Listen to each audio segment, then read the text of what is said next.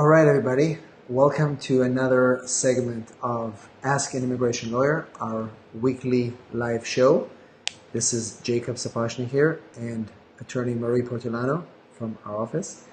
And we are here live in San Diego. Those of you that are joining us right now, we are going to talk about some of the changes and some of the updates. And as you join us, just let us know where you're from and if you can hear us well. So if you can hear us well, just put a comment. Hey, Mainak, Mainak, can you hear us? If so, just say yes and put some likes and hearts. And we are excited to share with you some of the news that happened this week. And sometimes, we are trying to also project as to what's going to happen in the next days to come. As always, you remember that we are not your lawyers. We are lawyers, but we're not lawyers. So the information that we provide is just for general education, and we are not advising any of you individually. Those of you that want to have consultations with us are welcome to send us a private direct message, and we'll be sure to set up that consultation with you whenever. All right, so let's get started. It was a crazy week, right? And let's talk about our first topic is our, as of yesterday, September 11th, if you recall, the memo that came a couple of months ago is now effective. So the memo that says that if you send a case to the USCIS, if they don't feel that the case was filed properly, if it wasn't, all the documents were not there to start with, they will be denying those cases without issuing a request for evidence like they used to do for years and years to come. So right now, as of yesterday, if you send a file and that file is not considered to be properly filed, it could be denied without request for evidence, which can have severe consequences on people. So, Marie, why don't you tell us a little bit more in practice how that works and what it will be? Yeah. So they're not gonna. Yesterday they also posted on I-129, they posted a checklist to give us an idea of what document is going to be very important. The I-129 is a form we use for H-1B, R, Visa, P, O. So they give us an idea of what kind of essential documents are going to lead to a denial rather than a request for evidence or notice of intent to deny. But it's still very vague. And from talking with ex-immigration officer, they think that they're still going to be officers who are nice and they are still going to issue RFEs. And the one who are a little bit more mean, so not strict, like in a sense, they're going to take this memo very seriously and they're going to deny all massively. But it always been, we've seen that for many years now, that some officers are just harder and they just want to deny your case. So hopefully it's just the nice officer will still be nice and the mean officer will just stay very strict. So hopefully there's not too much change, but we're going to see in practice, because it started yesterday, so there's not much we can say in practice.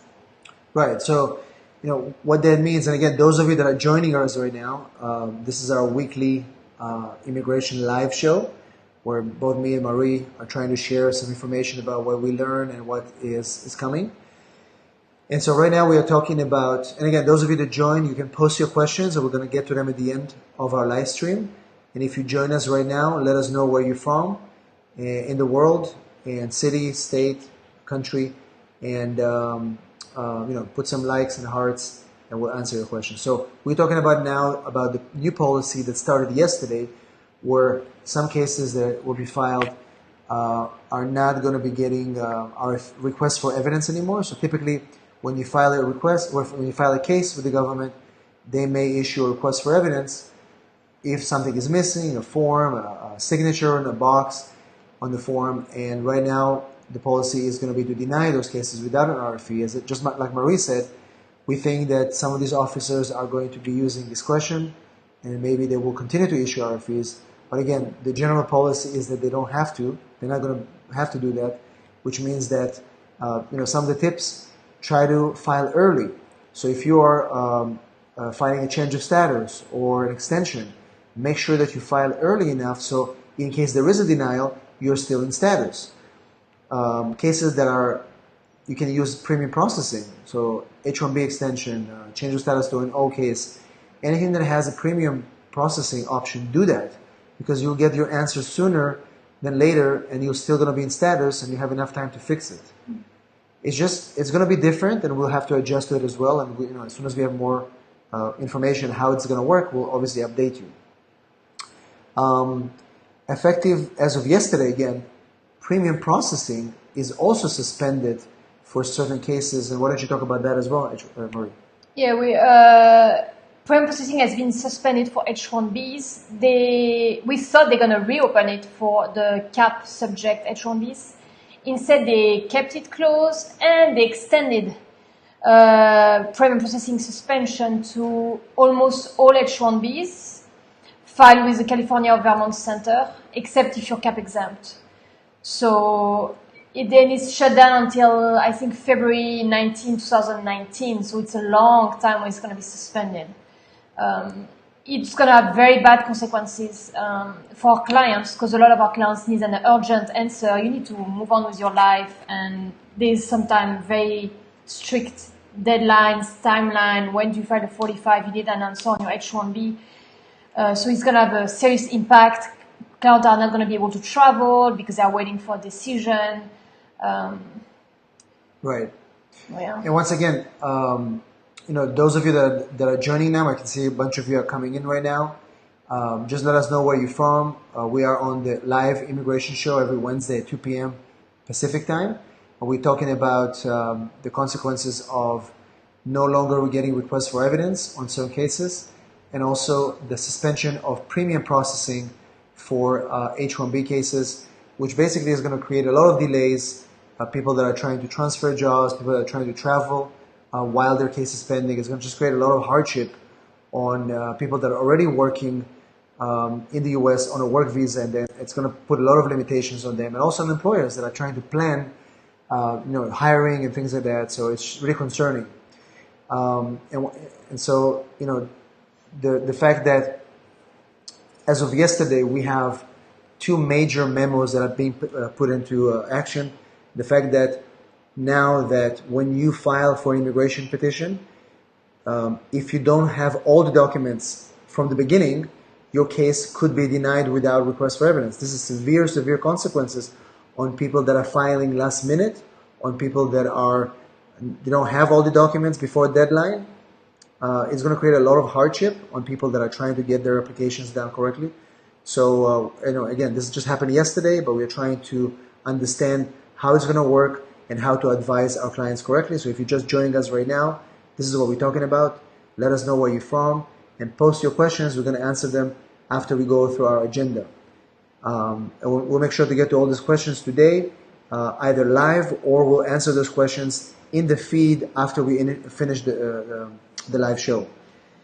And as far as the H-1B premium processing, that has been suspended as of effective of yesterday, which means that it's going to be more difficult for people that are filing H-1Bs, extending their cases to be, to just plan. Our next stop is, we're going to touch just briefly about this case of a company, I believe they're in Washington State, where their CEO was criminally charged for filing more than 200 fraudulent H-1B cases. And the reason we wanted to touch base on that is just so you understand how significant this case is for processing H-1B cases and how the government is looking at cases. So why don't you tell us a little bit, Marie, what happened in that case, what happened to the CEO, and some of the consequences. And again, Manel and all these people that are joining us right now, we will get to your questions at the end, in about 10-15 minutes. So keep posting your questions. Let us know where you're from. Press it on the hearts. We want to see some of the hearts and the likes. And Marie tells the story. Well, we know that the CEO was arrested. They pressed charges for filing 100 to 200 fraudulent H-1Bs since 2010. Well, I give him the presumption of innocence, so maybe he was innocent, but according to ICE, the immigration services, he he filed a lot of fraudulent H-1B. He was one of the biggest employer in Washington State. For once, I think it's good. H-1B, there is only a number of visa available every year. There is only 85,000 available. So 100 to 200 is a lot. And it's good they are catching fraudulent H-1Bs and schemes of fraudulent H-1B. So it's very positive, I think, in my opinion. So I think one of the biggest significance of this case is just to show that the level of complexity that gets into those H-1B cases. And because there's so many of these people that are trying to apply, the fact that this company, if it's true that they committed fraud, it basically will send a strong message in immigration to say that they're going to keep checking, and people that are, innocent employers that are really trying to do the right thing are going to be suffering now because it's going to be more scrutiny on cases that are actual cases. So it's just like one of those, in addition to all the changes, now we have this big case that came out and the government is saying, you see, we told you so, there is fraud in this H-1B visa, and people that are really trying to do this correct are going to be suffering. So we just wanted to touch base. Why don't you talk about the Flores Agreement? It's a proposal that is coming up, and Marie will share with us what it means for some clients that are in the U.S. So Flores Agreement is, you probably heard about it in the news. It's related to minors who come at the border, minors who are put in jail for coming at the border unlawfully. According to the Flores Agreement, was back from the 90s, they have to be released within 20 days, either to their parents, so the parents has to be released along with the child, or they have to be placed with an immediate relative in America, or they have to be put in a structure, some kind of almost an adoption structure. Trump has been fighting the Flores Agreement because he wants to be able to detain the child with the parents inside of jail.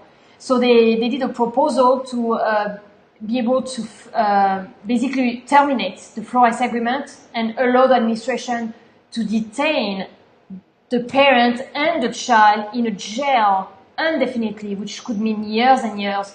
It means that the kid would be raised and grow up in a jail, which is absolutely horrifying, in my opinion. Right. So it's just a proposal right now, and I hope it's not going to go through because it's terrifying. So, this is just, we wanted to touch base just to show that this administration is strongly trying to limit immigration using tactics that are designed to not only hurt and punish families, but also to send fear across all immigrants who are trying to come to the U.S. by saying that if you come here, we'll detain your children, we'll keep them in jail. And it's just like very, very scary and devastating because there's really not much that we can do as we try to help our clients. But we wanted to keep you informed that those things are coming, and there's going to be more and more strict orders that are coming from this administration. Our best advice is really to be aware of what's happening, to be informed. And before you try, again, we will never recommend anybody to come here illegally. But if you're already here and you're being apprehended, it is important that you understand your rights and work with a qualified immigration attorney to try to help you. So more bad news are coming, and unfortunately that's what it is. Next topic we want to touch base, and again, we're going to go through our topics really quick so we can go down to your questions. So if you have questions, now is the time to post them. So we'll go back through those questions in a few minutes, me and Marie, and answer them one by one as best as we can, and then we'll continue to answer them in the thread even after the live show. In the meantime, let us know where you're from, where you're tuning in, and keep pressing those hearts. We need many, many hearts before we get to those questions. Now we're going to talk about the H-1B cap gap. What does it mean and what happens because we don't have decisions on many of our H-1B cases, how it's going to impact the cap gap. So Marie will tell us what a cap gap is and how it's going to impact our current H-1B pending cases. So most of our H-1Bs are filed by students on F1 who usually have OPT. And if your OPT or your F1 expires on or after April 1st, you get the cap gap where you're allowed to work and stay in America until September 30th, 2018. So we have a lot of questions from people who have no decision from the H-1B yet, and their cap gap stops in a couple of weeks. 2 weeks. So contact your lawyer, because you're going to have to first stop working on September 30th. And then if you go to RFE, a request for evidence, and you feel the RFE is very, very bad, and you're not sure you're going to get your H1B approved, you want to talk with your lawyer and consider maybe getting a new F1, get a new I-20 to go to school, back to school, to have a backup plan, because you're getting on the edge, and so you have to stop working on September 30th, and then you have 60 days to just change status or do something. So contact your immigration lawyer, that you don't run out of status in case your H1B is denied. I would advise to any student to just get a new I-20. But again, it's a case by case, so just contact your personal immigration lawyer. Right. But it's important to understand that, because there are many, many H1B cases that have not been adjudicated yet. And if you're working on a cap gap, which means it allows you to work from April through October, those are the important changes to know, because it will definitely impact your status. And again, if you're here, it's something to be aware of. We're going to talk the last topic before we jump into your questions. So if you have more questions, post your questions right now. We have a last point to touch, and we're going to jump into your questions. Keep pressing those hearts, and we'll get to you in a second. So the next topic, the final topic, is filing an adjustment of status with a case that is administratively closed. So why don't you talk about that, Marie, and what are some of the implications here? Yeah, we've seen it's not a change of policy, but I guess a change of policy. If you are an arriving alien, which is you try to enter in America and you get denied entry, and includes people who have been paroled in America, for example, to file for asylum, and you find a U.S. citizen and you get married and you want to file for adjustment of status, USCIS can take care of your case and do the adjustment of status while your case was administratively closed by the judge. However, if you're not an arriving alien, which means you enter with a visa, like a B2 or F1, the law said that the judge keeps jurisdiction even if the case is administratively closed. Until very recently, USCIS still proceeded and took care of these cases. But I would say within the past 2 months, we've been getting notice of administrative closure from USCIS,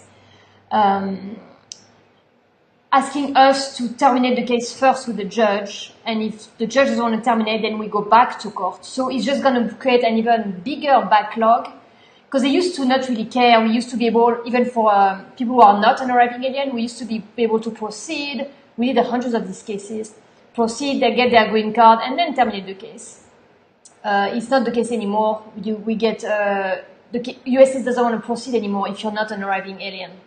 So if you are in removal proceeding, again, talk to an immigration lawyer to be sure you're terminating your case before you're filing for adjustment of status. Right. So again, those are again small nuances, but they're important, especially if you're here trying to adjust your status. It is important to understand that there are certain situations that you won't be able to do it because of that. Whether you're arriving alien or not. So it's important to again consult your attorney. And again, those of you that are watching the live stream right now, and if you do have any questions and you want to set up a consultation, you can do that either during this live stream, or you can by sending us a private message, and I'll post our phone number and our email address to be able to do that as well. So let's just jump into the questions and let's see what's happening here. Oh yeah, so we go from this stuff. So first of all, I want to say hi to a few of the people that are live with us here. We have some regular followers that are here every week. We have Mainak Patel. Hi Mainak. We have Ahmed Yunus, Guillermo Salcedo. Hey Guillermo. Fortuna is here. And thanks Guillermo. I appreciate it. Julie is here. Natasha. We have a question from Sultan. He says, my mom, it has been 4 years. She's in the U.S. She came sponsored. She can apply for citizenship. So, looks like your mother has been here for 4 years on a green card, and so if she was sponsored by you, she has to wait 5 years before she becomes a U.S. citizen. 4 years and 9 months. 4 years and 9 months. Fortuna is asking about the RFEs. Yes, as of yesterday, there may no longer be RFEs. So, for some cases, we're not sure exactly how it's going to be implemented, but that's what the memo says. Can I message you private? Need to ask a question. Natasha, yes. Please send us a private message. If it's a short question, I can answer for free. If you need an in-depth consultation, you can also schedule that, and I'll dedicate time to spend time with you. And if you came from this live stream, we'll give you a special discount. V is here. Hi, V. Fortuna said yesterday someone was denied citizenship for a DUI of almost 5 years. Again, Fortuna, if it's this is a specific question. We don't know what kind of DUI, how many DUIs before. Maybe there's some drugs. So again, specific question. Please make sure you send a private message or call our office, and I'll put the number here to set up a consultation because you were on the live stream. Because the DUI should not be, a simple DUI should not be a problem for Correct. citizenship. Sawa, hello Sawa. Kola, how long does it take to file for what? Kola is asking for what? To file for what? Just ask what is the petition. Minak, one of my friends got a green card and he's on his on this country for about 8 years. He's on a student visa, but he didn't complete his study and his visa expired. He started to work for one Indian person in a liquor store. And owner filed for a green card. He told me that his boss, it's possible. So if you overstayed, it's not possible to get sponsored by an employer once you overstay. Arkady, hello Arkady, how are you? I get notice update online that my case is ready to schedule for an interview. What it means, I apply in April 30th for adjustment of status through marriage. I did fingerprints. So what it means now? Congratulations. It means you're going to have an interview soon. It means that you're going to have an interview very soon, and just get ready for an interview. Manal, hey Manal, how are you? Good to see you again. Maria Morales from Guatemala. Welcome from Guatemala. Welcome from Mexico. Welcome from Tashoma is asking about administrative processing. I'm not sure what the question is. Manal, what is the steps to get a work permit for F1 student if sponsor is able to send money anymore? So if you have an F1, the best way to get a sponsor is through an H1B visa when the H1B visas are going to be open in April. Cedric, I'm having a problem with my sponsor. My case is still pending and I would like to know it's possible to change sponsor while the case is pending. Yes, of course. Yes, you can. Absolutely. The simple question is the simple answer is yes, but of course you may have any other nuances in your case. So if it's really important for you, schedule a consultation with me or Marie, and we'll be sure to help you. I'm a student. Can I still be given a work permit if you marry a U.S. citizen? Of course. Once you marry a U.S. citizen, you apply for a green card. Within 90 days or so, you get a work permit. Manel, thank you, Manel, for the support. Yash, is it live? Yes, live. Yes, Yash, we are live. Kintumi Kiyaki, hello from Nairobi. Marky, does the RFEs apply to people who applied before September? No. No. It's only after the deadline. It's a very good question, Marky. It's only after the deadline, not before. Christine, hi from Nairobi.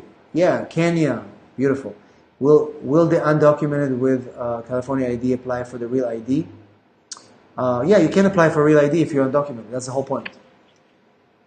Can my grandfather sponsor me for U.S. Master. For master? You mean like he can pay for you if that's what you mean by sponsor? But that's all he can do for you. Nat Pay. I have my wife and kids in my country, Liberia, and I am a permanent resident. Been in the U.S. for a year. How do I start the process paperwork? Well, file the I-130. You can file just an I-130, and we can help you with that. So just send us a private message, schedule a consultation, and we'll help you file the I-130. This is Gabriel from San Diego. Hey, Gabriel. Excellent. Welcome. Marquis, I have a work permit from OPT, and I'm adjusting my status to permanent residence through marriage. Is it advisable to apply for STEM extension? I mean, you could, but if you're going to do it through marriage, if it's okay, so you should do the stamp because you're basically married to a green card holder. It's going to take years. So yeah, do the stamp for sure. Edmund, right? Do you agree, Mary? Edmund Dachi, hello Edmund. K1 marriage visa. You want a K1? We can help. Just send us a private message. Boyo is watching. Thank you for watching. Fortune, why not I-130? What was the question though? Hello, sir. I am from Albania. Can I bring my nephew for college here? You can invite your nephew, of course. You cannot sponsor him, but you can invite him. Gabrielle, I'm a dreamer and my wife is a US citizen. How long is the process? It's going to be a long process since if you never had a travel permit, which means you left and re-enter, it's going to be a long process. Start now the I-130 because if you're caught by Border Patrol, then it's going to be not easy to get out of removal. Do the I-130 now. Immediately. And please, more hearts. We need more hearts. It's only 159. I want to get to 200. Christina Martinez, my husband from Mexico and I'm a U.S. citizen. We got married here in the U.S. Is it easier to be married in Mexico than file for citizenship for the U.S.? It doesn't matter. You can be married here or there. It really doesn't matter. Mr. Wardak, I'm planning to file a K-1 visa for my fiance abroad. We both want to marry, but I've been told by several people to stay engaged because the K-1 visa will bring him quicker. My question is, does it truly take longer? It really depends. But it's true that K-1 visa is a little bit quicker, not by much, but it is quicker. Yes. Thank you guys for the hearts. So proceed with the K-1. And again, if you need help, make sure you send us a private message, and we're sure to help you. Ashley Ortiz, thank you, Ashley, for the hearts and for the support. If someone was deported and now married a U.S. citizen with children, could they get somehow a work permit? Without going back to Mexico now. No, if they're here and they got deported, no, not much chances, unfortunately. Jim, there are more things to the case, so we need more information to schedule a consultation. Jimmy, I had a 10-year green card, but on the 13th of August, married, 2015. Can I file for citizenship? 222. Yes, yes, you can. It's been 2 years and 9 months from the date you got your first green card. So it doesn't matter when you got married, it matters when you got your first green card. Right, so you have to count 2 years and 9 months. So we can help you. And we posted a phone number here, 619-819-9204. You can call and make a scheduled appointment for a consultation. You can send us also a private message, absolutely. Oliver, I have applied for EAD 4 weeks ago, pending 45 for marriage. I didn't receive any receipt number, and my current EAD is expiring. What should I do? I'm also traveling out of the country. If you have no receipt notice, you have to wait for the receipt notice. You have to wait for the receipt notice. I would also recommend to check your check. On the back of the check, they should have a case number. If the check wasn't cashed, something is wrong. So check your check. Check your check. And you're not going to be able to.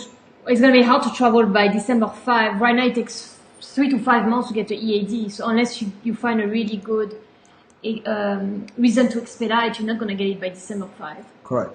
And again, we have a lot of questions. We're trying to get through all the questions. If we miss your questions, we will answer them in the thread later on. Jeremy K. I'm Jeremy from Seattle. Hey, Jeremy, how are you? UP, how are you, UP? Good to see you here.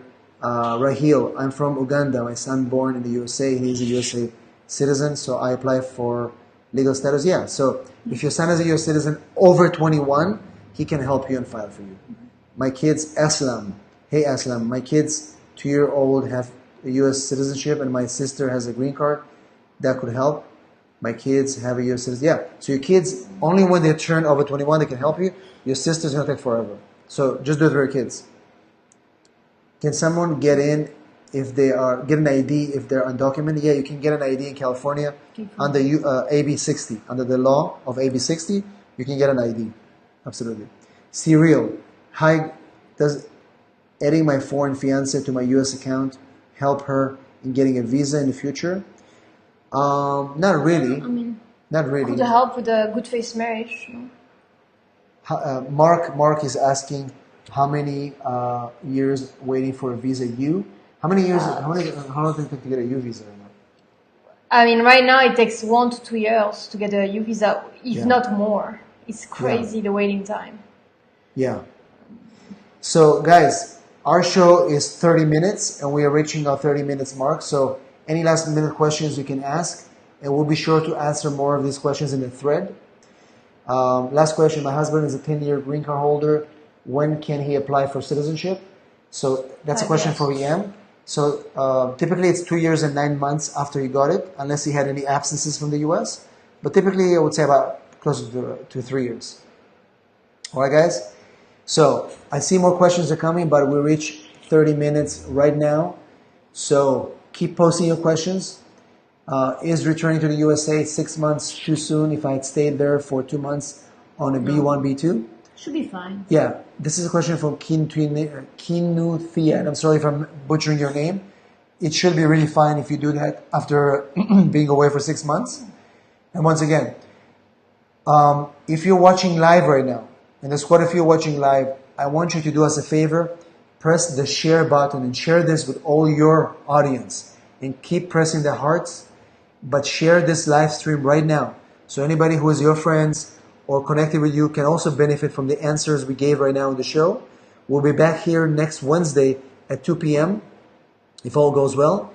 Guillermo, thanks for watching, Guillermo. I know I owe you a phone call, Guillermo. So let's try to talk later today, but most likely tomorrow, Guillermo. So just send me a private message, Guillermo, and we'll get back to you. Hey, Letty, how are you? It's been a while. Hey, Christine. Thanks for watching. So we'll be back here next week, but you can keep posting your questions. And if you want a consultation, send us a private message. Make sure to do it. This is Jacob here and Marie, and we'll watch you. We'll get back. We'll be here. Be back here on this show. Ask an immigration lawyer. You ask, we answer. Next Wednesday at 2 p.m. Have a beautiful day, beautiful Wednesday. Enjoy the weather and wherever you are. Thanks. Bye. Bye.